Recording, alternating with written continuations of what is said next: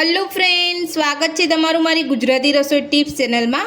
તો આજે આપણે બનાવીશું ઇન્સ્ટન્ટ બનીને તૈયાર થઈ જાય તેવો સોજીનો હાંડવો। તો મારી આ રીતે તમે સોજીનો હાંડવો બનાવશો તો તમારો સોજીનો હાંડવો એકદમ સોફ્ટ બનીને તૈયાર થશે। તો ચાલો આપણે સોજીનો હાંડવો બનાવવાનું શરૂ કરીએ। તો સોજીનો હાંડવો બનાવવા માટે સૌથી પહેલાં આપણે એક બાઉલ સોજી લઈશું। તો આપણે અહીંયા સોજી લઈ લીધો છે। તો હવે આપણે સોજીની અંદર 1.5 વાટકી જેટલું મીડિયમ ખાટું દહીં ઉમેરીશું। બધું સરસ મિક્સ કરી લઈશું। તો આ રીતે તમારે દહીં ઉમેરીને બધું સરસ મિક્સ કરી લેવાનું છે। તમારે અહીંયા પાણીનો ઉપયોગ નથી કરવાનો। જો તમારી પાસે છાશ હોય તો તમે છાશ પણ લઈ શકો છો। તો દહીં ઉમેરીને સોજી અને દહીં આપણે સરસ અહીંયા મિક્સ કરી લીધું છે। તો હવે આપણે તેને 15 મિનિટ માટે ઢાંકીને રહેવા દઈશું। તો 15 મિનિટ જેટલો સમય થઈ ગયો છે। તો હવે આપણે સોજીને ચેક કરી લઈશું। તો સોજી આપણો અહીં એકદમ સરસ રીતે ફૂલી ગયો છે। તો હવે આપણે તેની અંદર છીણેલું ગાજર ઉમેરીશું। સાથે ઝીણા સમારેલા લીલા ધાણા ઉમેરીશું। છીણેલી દૂધી ઉમેરીશું। તો દૂધીનું પ્રમાણ મેં અહીંયા થોડું વધારે રાખ્યું છે। તમને અહીંયા ઓછી ફાવતી હોય તો તમે ઓછું પણ લઈ શકો છો।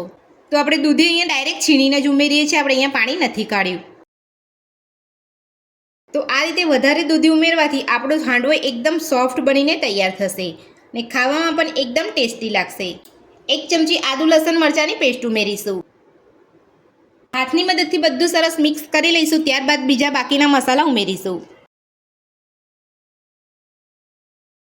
તો દૂધીમાંથી પાણી છૂટતું હોય છે એટલે અહીંયા જરૂર લાગે તો જ તમારે અહીંયા પાણી ઉમેરવાનું છે। તો બધું જ આપણે અહીંયા સરસ મિક્સ કરી લીધું છે। તો હવે આપણે બાકીના મસાલા ઉમેરીશું। તો સૌથી પહેલાં આપણે ખીરાની અંદર નાની અડધી ચમચી જેટલો હળદર પાવડર ઉમેરીશું। ત્યારબાદ નાની અડધી ચમચી જેટલું તીખું મરચું ઉમેરીશું।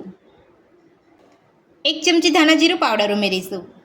અડધી ચમચી ગરમ મસાલો ઉમેરીશું। સ્વાદ પ્રમાણે મીઠું ઉમેરીશું। 2 ચમચી ગોળ ઉમેરીશું। તો ગોળનું પ્રમાણ તમે તમારા ટેસ્ટ પ્રમાણે વધતું કે ઓછું કરી શકો છો અને ગોળની જગ્યા પર તમે ખાંડ પણ લઈ શકો છો। 2 થી 3 ચમચી જેટલા સિંગદાણાનો ભૂકો ઉમેરીશું।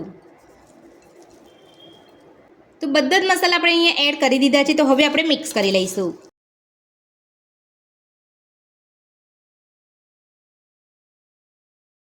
તો બધું જ આપણે મિક્સ કરી લીધું છે। તો હવે આપણે થોડું થોડું પાણી ઉમેરતા જઈએ અને થોડું થીક ખીરું બનાવી લઈશું। તો તમારે અહીંયા પહેલેથી પાણી નથી ઉમેરી દેવાનું। આ રીતે તમારે બધા મસાલા ઉમેરીને ત્યારબાદ જ તમારે અહીંયા પાણી ઉમેરવાનું છે।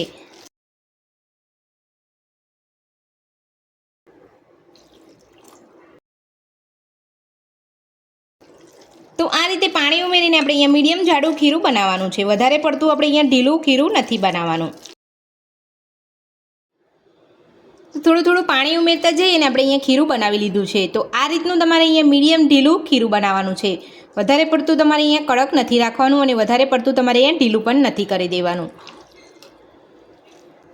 તો ખીરું આપણું બની ગયું છે। તો હવે આપણે થોડો ખીરામાં ઉમેરવા માટે વઘાર તૈયાર કરીશું।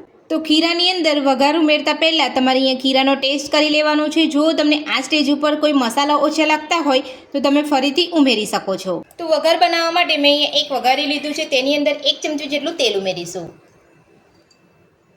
તેલને આપણે ગરમ થવા દઈશું। તો તેલ આપણું અહીંયા ગરમ થઈ ગયું છે। તો હવે આપણે તેની અંદર નાની અડધી ચમચી જેટલી રાઈ ઉમેરીશું।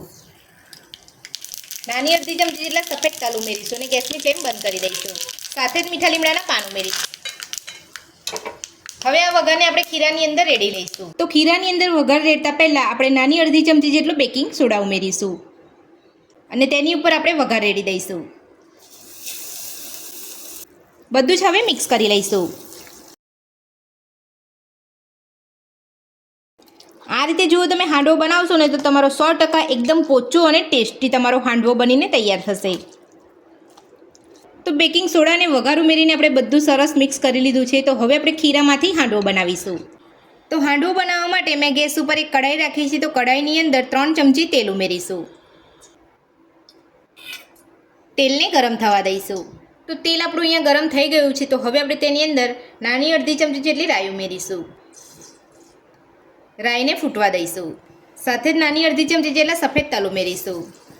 2 થી 3 ટુકડા સૂકા મરચાંના ઉમેરીશું। મીઠા લીમડાના પાન ઉમેરીશું। તો હવે આપણે હાંડવાનું ખીરું લઈ લઈશું।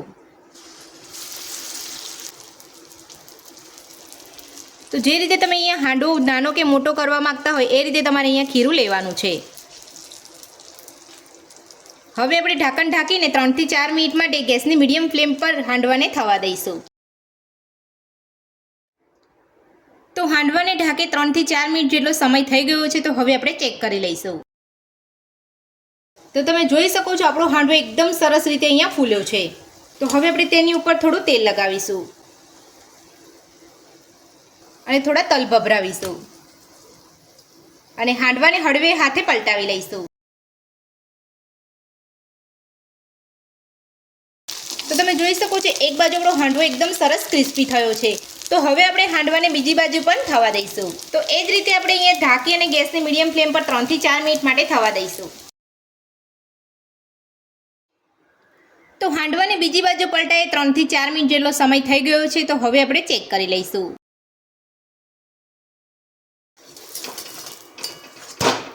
તો તમે જોઈ શકો છો બીજી બાજુ પણ હાંડવો એકદમ સરસ રીતે કૂક થઈ ગયો છે. તો આ જ રીતે આપણે બીજો હાંડવો બનાવી લઈશું.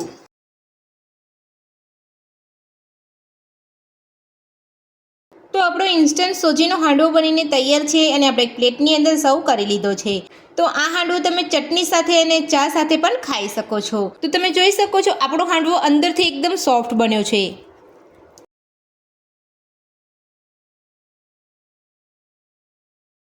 તો બહારથી એકદમ ક્રિસ્પી અને અંદરથી એકદમ સોફ્ટ આપણો હાંડવો બન્યો છે. તો મારી આ રીતે હાંડવો બનાવવાનું ઘરે એકવાર જરૂરથી ટ્રાય કરજો. તો સોજીનો ઇન્સ્ટન્ટ હાંડવો બનાવવાની રીત તમને મારી કેવી લાગી મને કોમેન્ટ બોક્સમાં કોમેન્ટ કરીને જરૂરથી જણાવજો. આજની રેસીપી પસંદ આવી હોય તો વિડીયોને લાઇક કરજો, ચેનલને સબસ્ક્રાઈબ કરજો, તમારા મિત્રોને જરૂરથી શેર કરજો. Thank you.